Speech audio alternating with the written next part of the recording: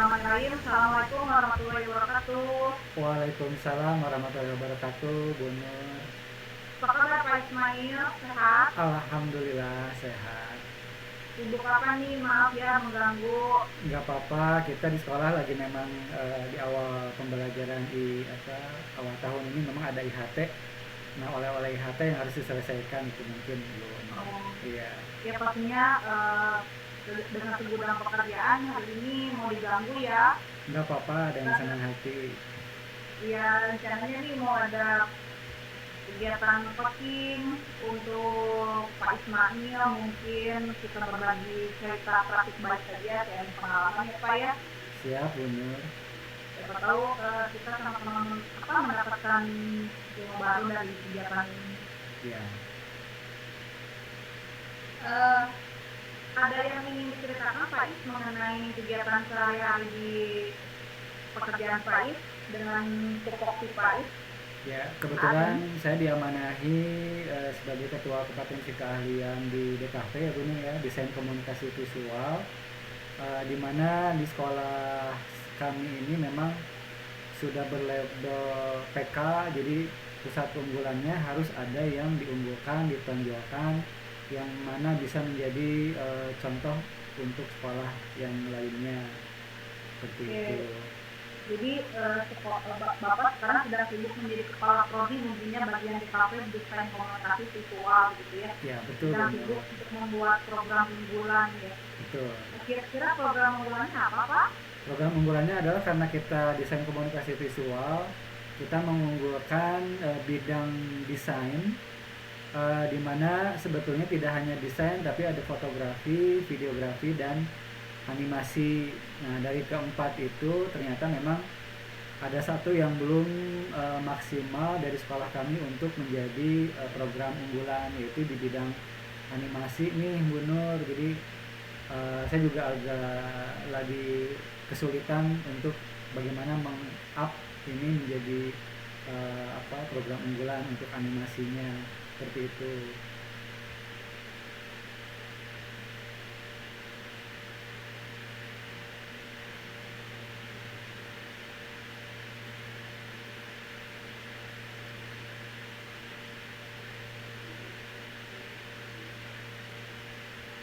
Baik Pak Is, suara terdengar?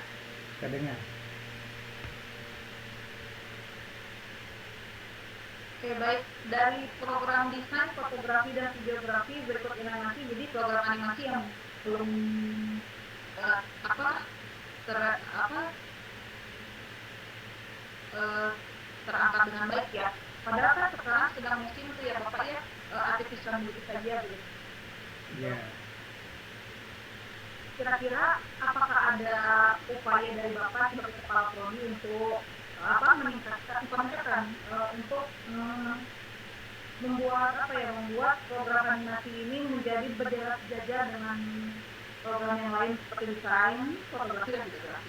Ya, kalau upaya sebetulnya saya berusaha untuk menganalisis dulu kelemahan kita dari mana, dari sisi apa. Ternyata memang dari sisi SDM-nya Bu Nur, SDM untuk eh, pengajarnya atau instrukturnya.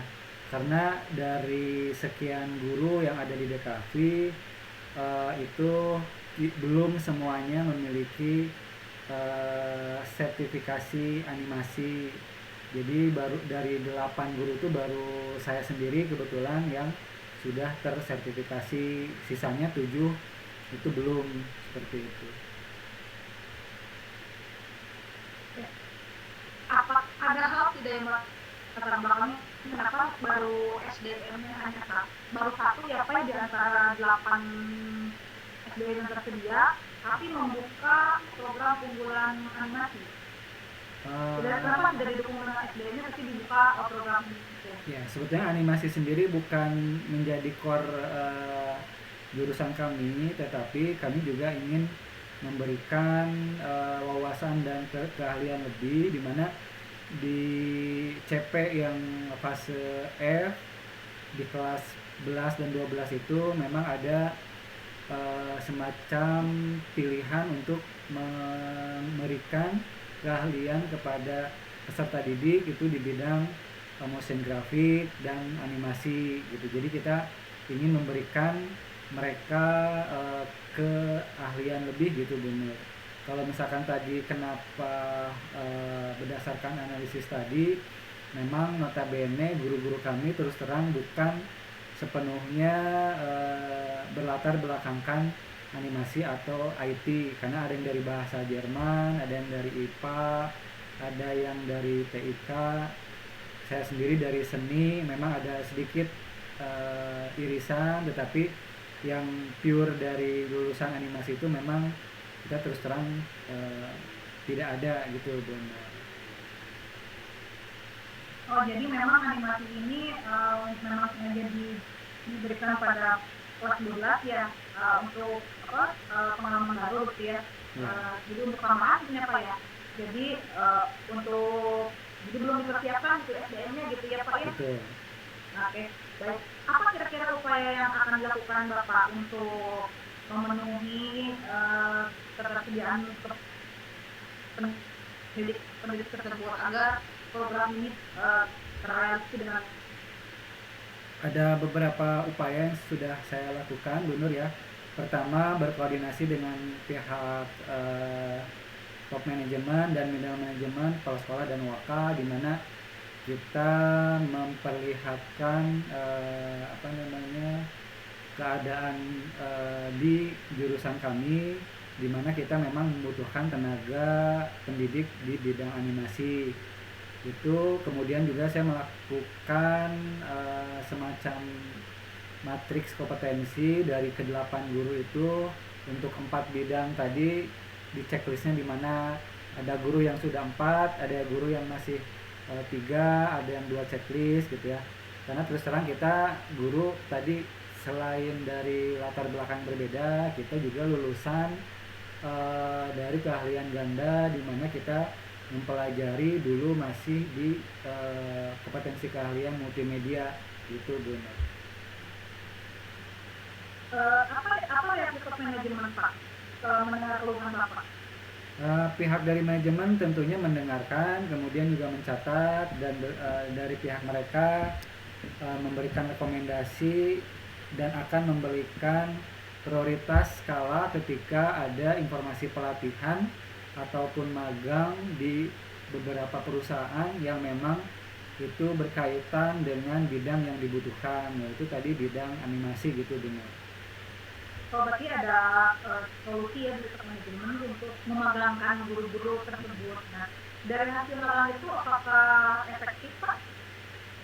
Keefektifannya memang dirasa belum sepenuhnya, karena peserta yang peserta dari guru yang kita magangkan ke beberapa industri itu memang ada semacam keterbatasan juga, karena magang itu maksimal di 10 hari, paling lama di 20 hari. Ya mungkin itu secara level basic bisa terpenuhi, tetapi mungkin untuk lebih meningkat lagi memang perlu magang berikutnya lagi untuk mencapai level advance, kemudian mahir, seperti itu Bu Nur.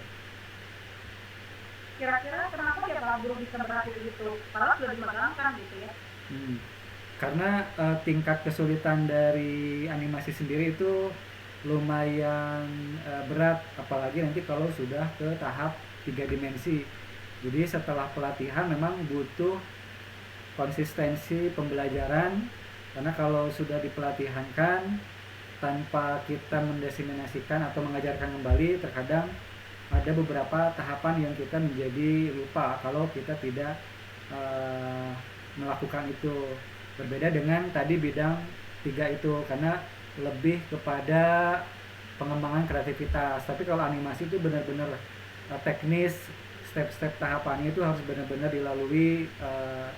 Kalau algoritma itu semacam pengulangan yang harus terus diberdayakan, seperti itu. Tiba-tiba mati. Sudah aman Bu, tadi saya stop dulu di pause. Oke, baik. Tadi kan faktor penyebabnya adalah tingkat kesulitan daripada guru itu sendiri gitu. Apakah orang yang dikirimnya menurut Pak itu sudah tepat? Nah, itu juga Berarti perlu penanganan gitu. khusus ya. Jadi memang ketika diterjunkan, memang kita harus memastikan bahwa dia ada passion, minat dan bakat di sana.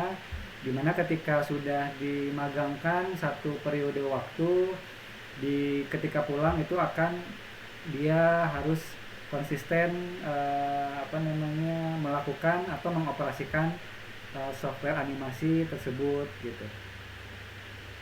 Jadi masih ada apa? Masih ada temuan ya bahwa eh, pemilihan orangnya itu masih dirasa belum maksimal gitu ya Pak ya. Eh, Kira-kira upayanya apa Pak setelah adanya temuan seperti ini? Setelah adanya temuan seperti ini, saya juga beberapa ada temuan juga yang merasa dari intrinsik gurunya, oh saya tidak percaya diri, saya belum siap belajar untuk lebih jauh tentang sesuatu yang memang menurut dia agak kesulitan nih. Karena kan kalau animasi itu berbicara bahasa program ya Bu ya, C++, C++ gitu ya. Nah itu mungkin eh, saya juga berusaha untuk meyakinkan teman-teman, rekan-rekan dengan memberikan motivasi. Salah satunya juga saya coba menghadirkan praktisi gitu Bu, menghadirkan praktisi untuk mengcoach guru-guru mengenai pelatihan di bidang animasi gitu Bu. Kemungkinan ada Pak kalau misalnya ada rotasi rotasi SDM itu misalnya kalau Hmm, misalnya masih dirasa belum berhasil gitu sudah rotas dimagangkan tapi juga ya. masih belum mengaplikasikan dengan baik oleh guru tersebut belum bisa diimplementasikan baik mungkin tidak Kalau SDM gitu kemungkinan itu hanya bisa guru-guru bisa saja berat Bu. Itu tapi yang mungkin saya coba lakukan meskipun belum menjadi solusi yang begitu efektif, saya apa, mengkolaborasikan guru yang secara levelnya menguasai animasi sudah di angka 50, ada yang 60. Nah, nanti disandingkan tim teaching dengan guru yang masih nol atau di bawah 50% tadi levelnya. Jadi dengan itu ada proses pembelajaran guru yang tadinya dari level nol meningkat ke 20 30. Nah, kemudian nanti yang levelnya 50 atau 60 bisa meningkat lagi seperti itu. kira-kira butuh berapa kali tuh Pak untuk treatment itu agar mereka cepat untuk tertular kemampuannya Kalau secara skala periodik sih tergantung nanti tingkat kesulitan animasinya Bu ya. Ketika proyeknya misalkan dibutuhkan waktu 3 bulan, berarti 3 bulan itu kita rancang mulai dari tahapan tingkat kesulitan dari animasi tersebut. Kalau misalkan mungkin basic seminggu 2 minggu akan cukup, tetapi ketika sudah meningkat lagi levelnya kita tambahkan lagi waktunya sampai nanti editing rendering itu harapannya bisa ada peningkatan secara kompetensi baik dari gurunya ataupun dari siswanya gitu. jadi dimulainya dari sebelum kegiatan proyeknya Pak jadi kalau misalnya ada proyek barulah di treatment dulu guru-gurunya begitu ya. Mungkin kalau misalnya selain guru apakah ada yang bisa diberikan lagi apa uh, pengimbasan Hmm. tentang animasi itu sendiri Pak misalnya ke murid misalnya gitu. Ya, selain ke guru kita juga memberikan pengimbasan ke murid juga karena kita kedatangan beberapa guru muda Bu P3K, kita juga memanfaatkan karena bukan dari basic animasi tetapi ketika dia memiliki minat dan kemudian pengetahuan mengenai IT-nya atau komputernya cepat atau tinggi ya sebetulnya itu bisa memberikan kekuatan juga menambahkan kepercayaan diri guru-guru yang lain. Kemudian pengimbasan kepada siswa disusun tadi berdasarkan modul tingkat kesulitan dan skala waktu gitu Bu. Baik Pak Is, dari sharing yang Bapak ceritakan sangat ini sangat bermanfaat sekali dan saya juga melihat bahwa upaya-upaya yang dilakukan oleh Pak Is juga ini dipikir diprediksi oleh saya akan berhasil ya. Kalau Insya misalnya saya Allah. boleh dilaksanakan oleh Bapak. Ya, mudah-mudahan nanti saya bisa mengaplikasikan rencana demi rencana dalam waktu dekat. Tetapi seyogianya sebuah program keberhasilan itu tidak hanya di ujung saja. Ketika dianggap berhasil, parameternya apa? Ketika dianggap kurang berhasil juga kita senantiasa evaluasi, Bu. Karena kalau program yang dirasa berhasil tanpa evaluasi, ya akan menjadi nol lagi ketika akan membuat program yang baru. Karena program itu saya harapannya berkesinambungan, berkelanjutan, karena tidak hanya untuk program yang selesai sesaat sudah gitu. Jadi ada perbaikan, perbaikan itu didapat berarti dari hasil evaluasi dengan rekan-rekan, juga dengan pihak terkait yang lebih kompatibel gitu.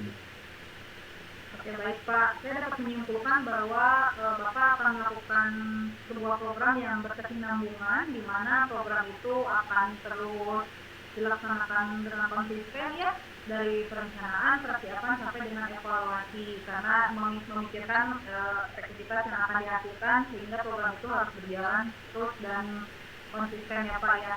Itu mungkin yang bisa saya ambil dari kisahnya Pak Is hari ini. Terima kasih atas bagi-bagi ilmunya, bahwa memang dalam mewujudkan program yang inovatif itu tentunya butuh ketelitian ya, dalam menganalisis sebuah peluang ke depan, bagaimana kita mendapatkan sebuah lulusan yang benar-benar berpotensi besar di bidang-bidang lainnya. Nah, itu juga harus kita. Ya, betul Bu Nur.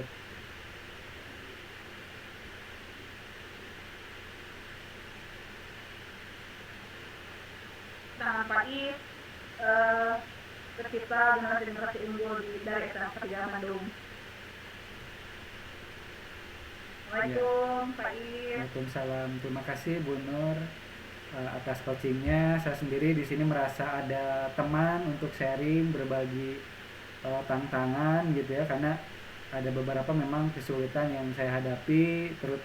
Ternyata setelah melakukan coaching sharing seperti ini, saya merasa ada manfaat besar yang saya dapatkan hari ini, dan solusinya pun ya alhamdulillah berkat bimbingan coach dari Bu Nur, saya mendapatkan penguatan untuk dapat melaksanakan perbaikan dan mencari solusi yang akan saya terapkan di kemudian hari dalam waktu yang saya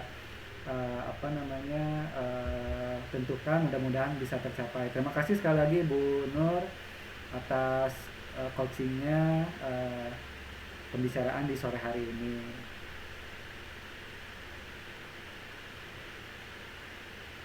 Sama-sama Pak, terima kasih. Udah beres ya Pak, lagi aku. Siap. Saya